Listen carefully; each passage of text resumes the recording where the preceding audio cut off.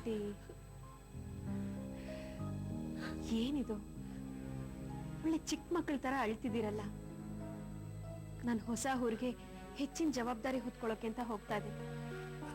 ನಗ್ನಗ್ತಾ ಆಶೀರ್ವಾದ ಮಾಡಿ ಕಳ್ಸ್ಕೊಡಿ.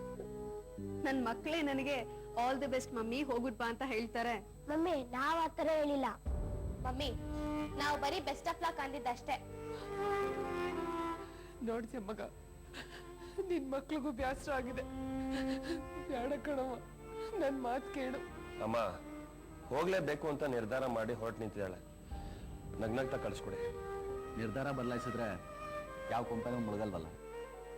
ನನ್ನ ಮನಸ್ಸು ಮುರಿಯುತ್ತೆ ಕರ್ತವ್ಯದಿಂದ ಹಿಂದೆ ಸರದ್ನಲ್ಲ ಅಂತ. ನಾನು ಬಂದು ಹೋಗಿ ಮಾಡ್ತಿರ್ತೀನಿ. ವಿಕಿ, ಕಾದಂಬರಿ ಯಾಕೆ ಹಠ ಮಾಡ್ತಿದ್ಯಾ? ಮನೇಲಿ ಯಾರಿಗೂ ಇಷ್ಟ ಇಲ್ಲ ನಿನ್ನ ಕಳಿಸ್ಕೊಡೋದು.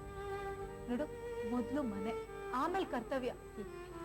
ನಮ್ ಡಿಪಾರ್ಟ್ಮೆಂಟ್ ಅಲ್ಲಿ ಮೊದ್ಲು ಕರ್ತವ್ಯ, ಆಮೇಲೆ ಮನೆ.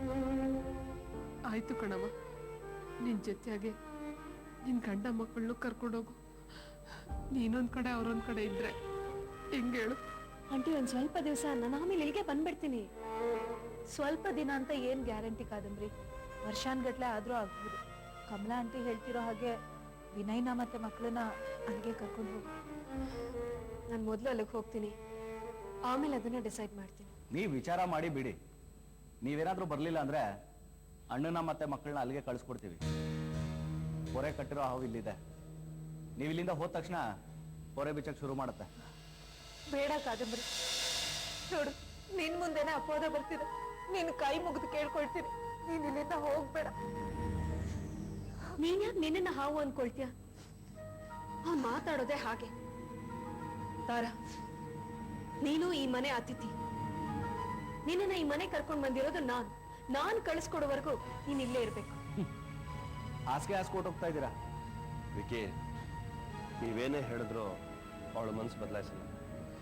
ಕಾದಂಬರಿ, ಬಾ ಹೋಗೋಣ, ಟೈಮ್ ಆಯ್ತು. ಸರಿ ವಿನಯ್. ಆಂಟಿ, ನನ್ಗೆ ಆಶೀರ್ವಾದ ಮಾಡಿ. ಮಗ, ಹಿಂಗೋಗಿ ಹಂಗ್ ಬಂದ್ಬಿಡು. ಆಟೆ ಕಣವ, ನನ್ನ ಆಶೀರ್ವಾದ. ಒಬ್ಬ ಒಳ್ಳೇದಾಗ ಬರ್ತೀನಿ ತಾರ.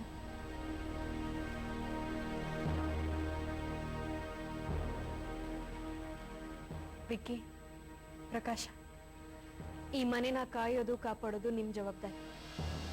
ಗೌರಿಗೆ ಫೋನ್ ಮಾಡಿ ಮನೆಗೆ ಬರೋದಕ್ಕೆ ಹೇಳಿ, ಆಯ್ತಾ? ನಾನೇನ್ ಬರ್ತೀನಿ.